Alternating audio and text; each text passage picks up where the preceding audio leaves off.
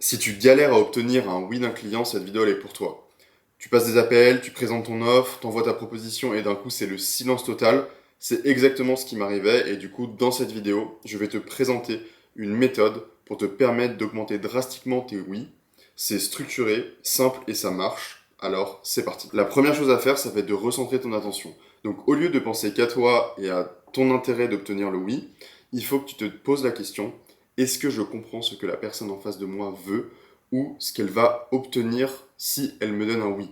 Et en faisant ça, tu vas recentrer ton attention vers la personne et comment tu peux l'aider plutôt que toi et ce que tu peux obtenir.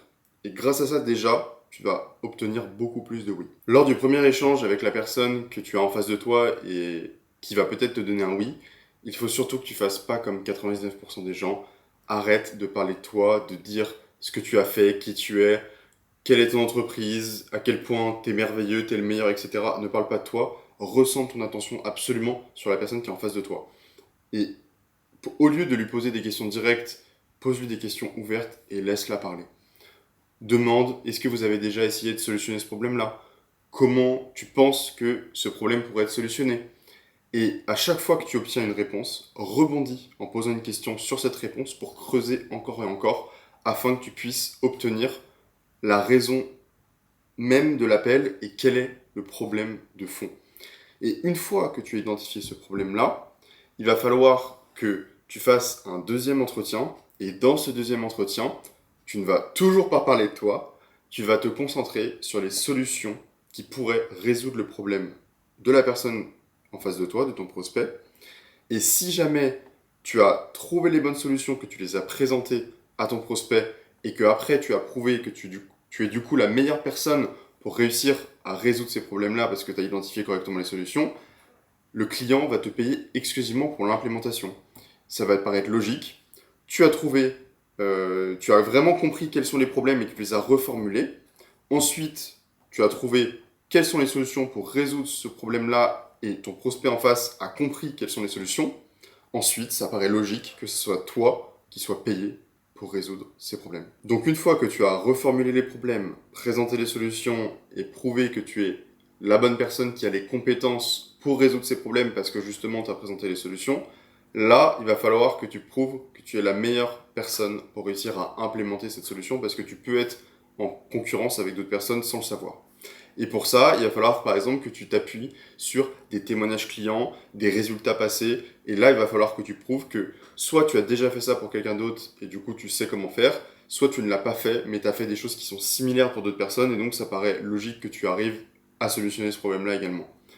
Une technique qui fonctionne super bien pour obtenir le grand oui, ça va être d'obtenir des petits oui. Donc au fil de ta présentation des solutions, tu vas pouvoir obtenir des petits oui. Par exemple, quand tu vas présenter une solution, tu vas demander au prospect, donc au client que tu veux signer en face de toi, est-ce que donc, je te présente cette solution, est-ce qu'elle te paraît logique? Oui. Est-ce que si on aborde le sujet de telle façon, ça te paraît aussi cohérent? Oui. Et ainsi de suite, tu vas accumuler plein de petits oui, et parfois des noms qui vont te permettre d'écrémer aussi pour savoir exactement quelle proposition faire à la personne.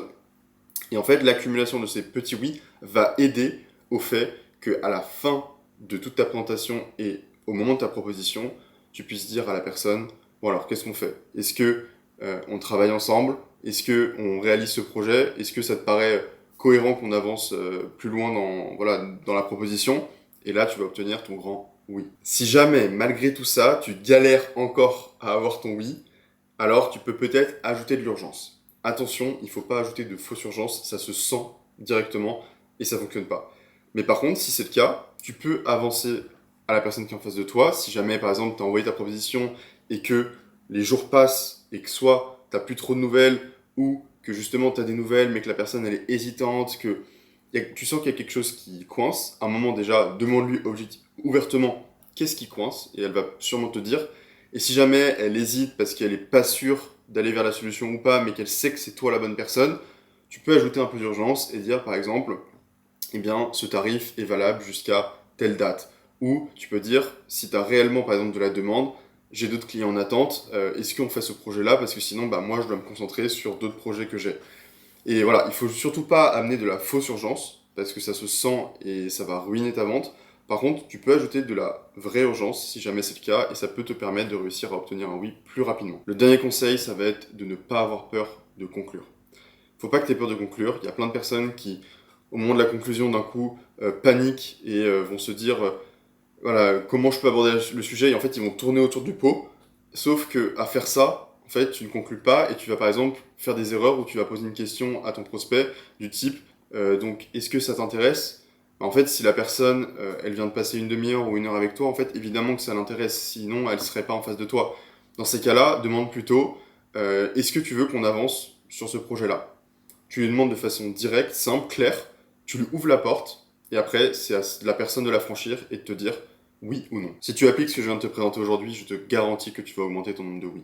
Parce que tu auras compris les 3 bases qui sont essentielles, qui sont la compréhension, la clarté et la confiance. Et c'est exactement ça qui fait la différence entre un pitch qui flop ou qui se transforme en contrat. J'espère que tu as aimé cette vidéo. Je t'invite à t'abonner, à mettre un commentaire et à la liker si c'est le cas. Je crois en toi et je te dis à la prochaine.